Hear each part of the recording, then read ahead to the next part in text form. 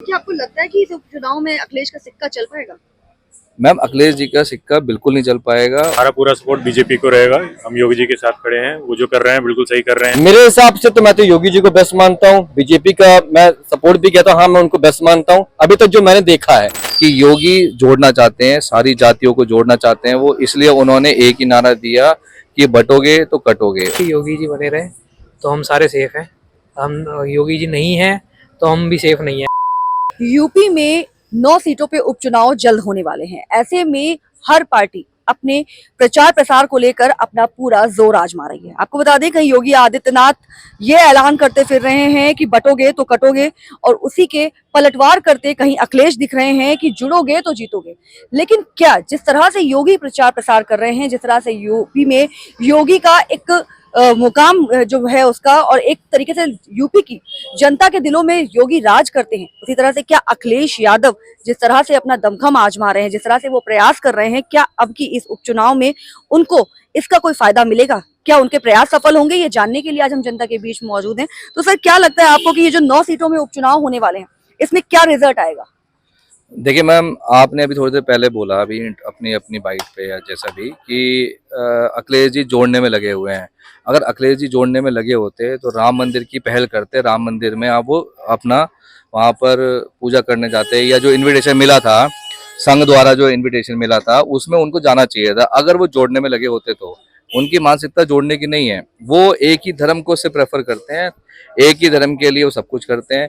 उनके जो मौलवीज होते हैं उनको वो सैलरी बांधना पसंद करेंगे। हमारे जो पंडित हैं उनको वो नहीं सोचते, वो उस तरीके का माइंडसेट नहीं रखते। वो सिर्फ बोलते हैं, बोलने वाला काम नहीं कर सकता। और योगी का कंसेप्ट ये है कि योगी जोड़ना चाहते हैं, सारी जातियों को जोड़ना चाहते हैं। वो इसलिए उन्होंने एक ही नारा दिया कि बटोगे तो कटोगे। क्या आपको लगता है कि इस उपचुनाव में अखिलेश का सिक्का चल पाएगा? मैम, अखिलेश जी का सिक्का बिल्कुल नहीं चल पाएगा। और जिसमें इन्होंने कांग्रेस और सपा दोनों जोड़ के ये एक गठबंधन बना के बैठे हैं कि हम ऐसे करके जीत सकेंगे। ये जो जीत हुई थी, अभी जो लोकसभा एक सीट मिली थी, लोकसभा में जो जेपी नड्डा साहब ने एक गलती कर दी थी कि उन्होंने पूजनीय संचालक जी मोहन भागवत जी का, हम जो संगठन है संघ आरएसएस है, उसको उन्होंने बोल दिया कि वो किसी, उनको हमें उनकी जरूरत नहीं है। मगर ऐसा नहीं होता, हर एक टाली, हर एक टहनी की जरूरत पड़ती है। मैम देखिए, हम इस बारे में तो इतने कोई एक्सपर्ट नहीं है कि ये बता सके किसका सिक्का चलेगा नहीं चलेगा। हालांकि हमारी इच्छा यही है कि योगी जी बने रहे तो हम सारे सेफ हैं। हम योगी जी नहीं हैं तो हम भी सेफ नहीं है। अभी अभी ये जब जैसे भाई साहब बता रहे थे समाजवादी पार्टी के, अभी इस अवधेश प्रसाद जी का कुछ दिनों पहले इंटरव्यू आया था, उसमें उनसे बोला गया जय श्री राम बोलने के लिए, तो हंस रहे थे। जय श्री राम बोलना कोई गुनाह है? पर अब हिंदू हैं वो भी, अवधेश प्रसाद जी हिंदू हैं, बोल सकते थे। मगर नहीं, अगर वो बोल देते तो उनकी पार्टी में पीछे से उनका कुछ ना कुछ दिक्कत हो जाती, क्योंकि उन्हें तो सेकुलर बनना है। हमें सेकुलरिज्म नहीं, हमारी हालत खराब कर रखी है हिंदुओं की देश में।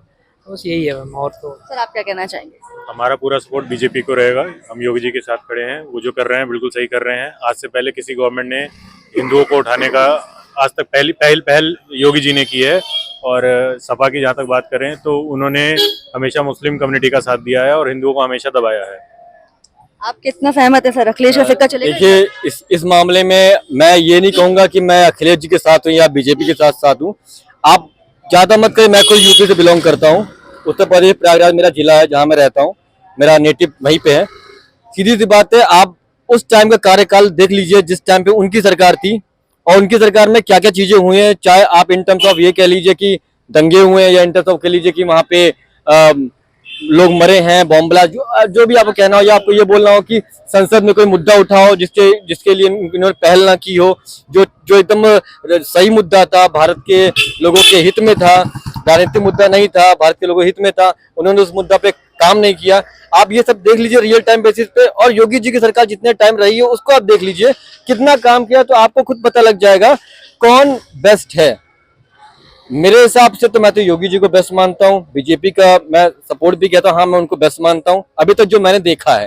तो अगर आप ये आम जनता से पूछेंगे कि आप चेक करिए, तो आप 10 साल 15 साल का उनका रिकॉर्ड निकाल लीजिए, 5-10 साल का अपने बीजेपी गवर्नमेंट का निकाल लीजिए, आपको पता लग जाएगा कि कौन सही कौन गलत है, और उसी के बेसिस पे मतदान दीजिए। आपको क्या लगता है सर? अरे, बीजेपी या अखिलेश, उपचुनाव में कौन? देखिए, इस पे सबका अलग अलग ओपिनियन होता है। सबके अपने अपने माइंड ऑफ वो होते हैं। अब जब अखिलेश जी थे सरकार में, सत्ता में, तो अगर मैं बात करूं इंफ्रास्ट्रक्चर की, मैं नोएडा से हूं और नोएडा में उस टाइम पे जो इंफ्रास्ट्रक्चर हुआ था मेरे हिसाब से वो बहुत अच्छा डेवलपमेंट था। तो it's not about the party, what we feel is कि जो हमारे लिए काम करेगा हम उससे सपोर्ट करेंगे। तो आपको बता दें कि हमने यहाँ जनता की राय ली कि अब की जो यूपी में उपचुनाव होने वाले हैं उसमें जो है बीजेपी और सपा दोनों ही अपना दमखम आजमा रही है कि जनता के दिल पे अपना राज कर पाए। लेकिन जनता से हमने बात की तो कहीं ना कहीं जनता के दिलों में आज भी योगी जी जो है वो राज करते हैं। लेकिन जनता ने ये भी कहा कि जो हमारे लिए काम करेगा हमारे लिए सबसे प्रिय वही होगा। बाकी उपचुनाव का रिजल्ट क्या होगा ये तो उपचुनाव होने के बाद पता चलेगा। बाकी बने रहिए हमारे साथ, क्योंकि खबर के हर चौराहे पर मौजूद है पोस्टमैन सत्य के संदेश के साथ। जय भारत, जय हिंद।